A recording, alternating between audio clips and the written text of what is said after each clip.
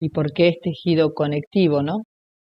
Todos estos nombres, tejido conectivo, tejido epitelial, matriz extracelular, sustancia fundamental amorfa, todos estos nombres que estamos escuchando, glucosaminoglucanos, proteoglucanos, los demosomas, semidesmosomas, bueno, todos estos nombres complicados que nos comen la cabeza, son nombres que dio el hombre precisamente para poder identificar todas estas partes que tenemos en el cuerpo del ser humano y poder hoy entendernos y entender qué pasa ahí adentro, sobre todo en la medicina, para poder resolverlo o en nuestro trabajo, para poder hacer un trabajo eficiente, ¿no?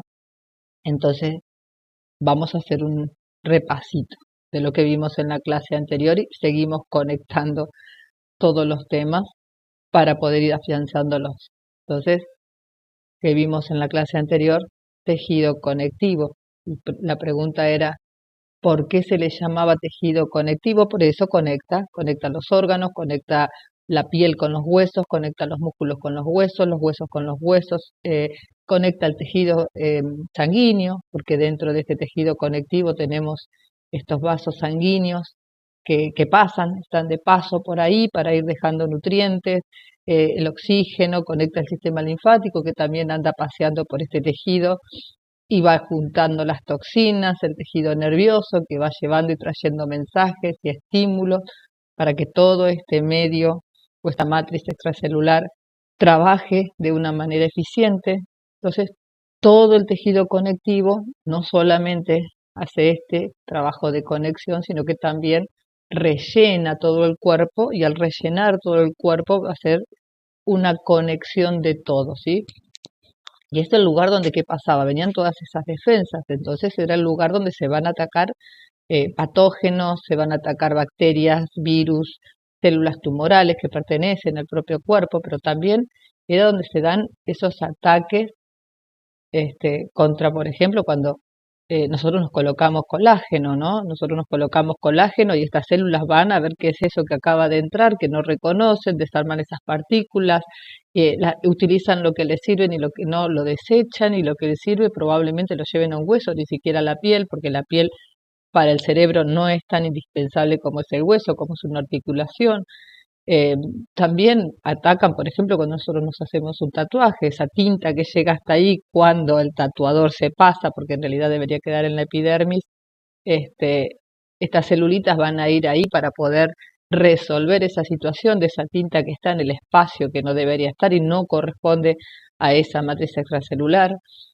Pero además va a ser el lugar donde, por ejemplo, nuestro trabajo van a ir, nosotros intentamos que ingresen los cosméticos o que los equipos de electroestética tratan de ingresar algunos, están capacitados para llegar a este medio, ¿no? Entonces, eh, ¿qué va a pasar cuando llega o las ondas que llegan a esta matriz extracelular o qué va a pasar con este cosmético que ingresa hasta esta matriz extracelular, que van a ser esas moléculas que se van a romper también y que se va a aprovechar lo que se necesite?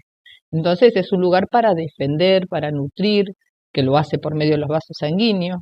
Esa nutrición se da en esos vasos sanguíneos, pero también este tejido colabora para que el tejido conectivo, perdón, para que el tejido epitelial también se nutra y para sacar toxinas.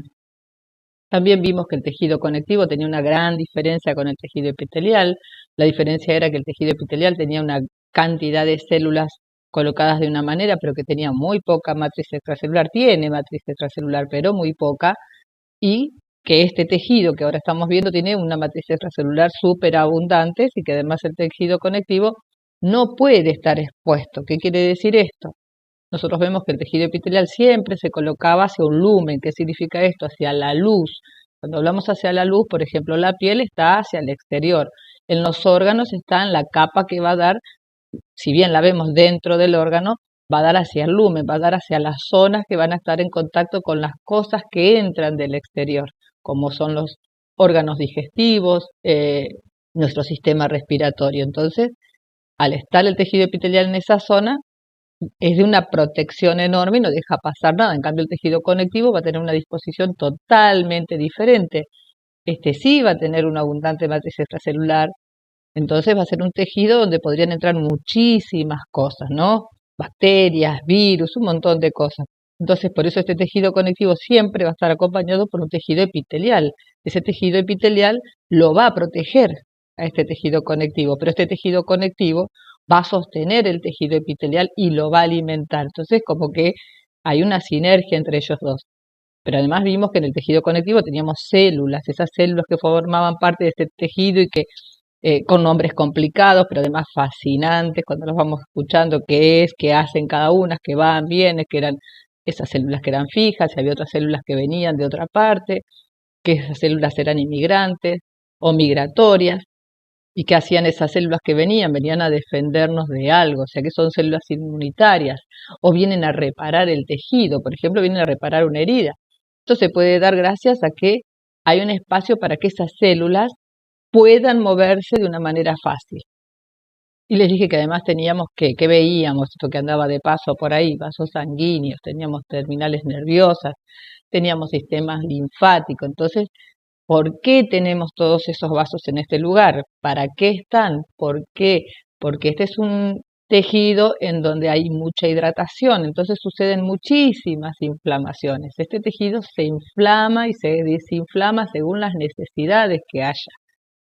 ¿Por qué les dije? Porque hay hidratación. Esa hidratación va a estar o va a aumentar según las necesidades o las patologías o las heridas que sucedan, y por eso va a haber tantas células que vienen a resolver eso. Y todo esto, ¿dónde sucede? En la matriz extracelular, en la parte de la sustancia fundamental amorfa, también se le dice sustancia fundamental o sustancia fundamental amorfa. Y también vimos que en esa matriz extracelular, en esa sustancia fundamental, era un líquido, pero que la consistencia era una especie de gel por esos componentes que tenía, que eran de nombres difíciles, glucosaminoglucanos, proteoglucanos, glicoproteínas, y que en ese medio corrían nutrientes, corrían líquidos, corrían toxinas. A todo eso que hay en esa sustancia fundamental se le llaman espacios intersticiales. Y estos espacios se van a ir conectando como redes entre ellos mismos. Esa conexión sirve para mover muchísimas más moléculas. Entonces, ese espacio intersticial era una zona en donde es más fácil mover líquidos.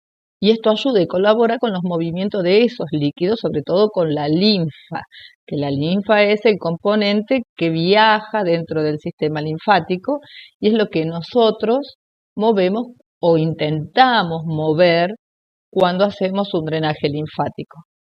Entonces vamos a ver un videíto. Este videíto es para que ustedes se den una idea de qué sucede a nivel, por ejemplo, de la dermis, que es un tejido conectivo, ¿sí?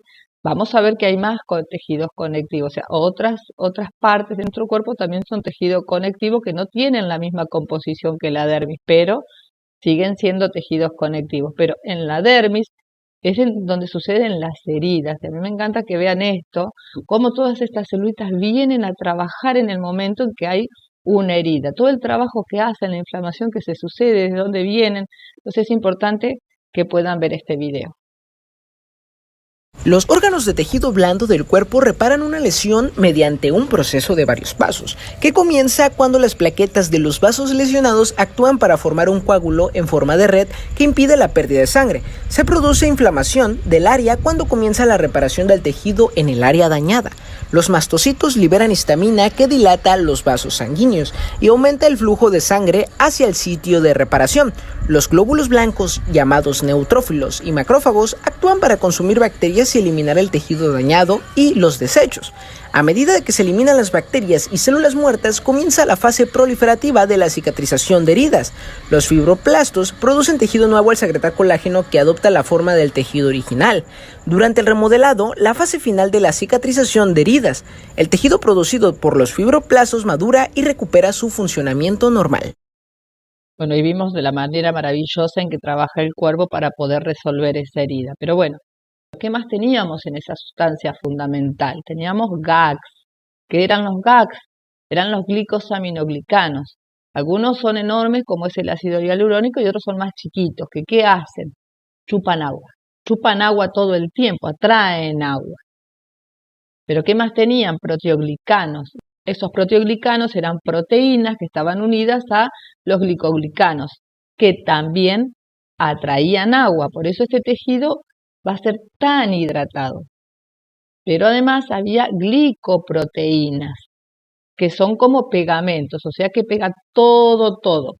Pega célula con colágeno, pega célula con célula, pega célula con glucosaminoglucanos, y de esta forma esta matriz extracelular queda totalmente agarrada entre sí.